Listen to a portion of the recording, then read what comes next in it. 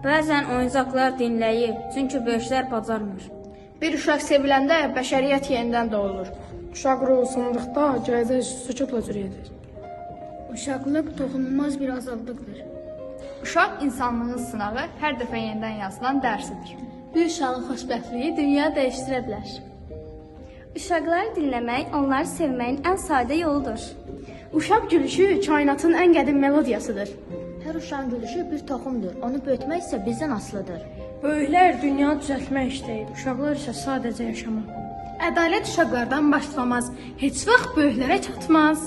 Uşaq haqqı pozulmuş cəmiyyət öz ruhunu itirmiş cəmiyyətdir.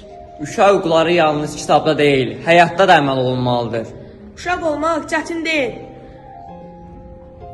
Uşaq olmaq kainatın ən saf halına şahid olmaqdır. Uşaq hüquqları haqqında danışmaq kifayət deyil, onları pozmamaq lazımdır. Uşaq hüquqları qorunmadıqca cəmiyyətin ədaləti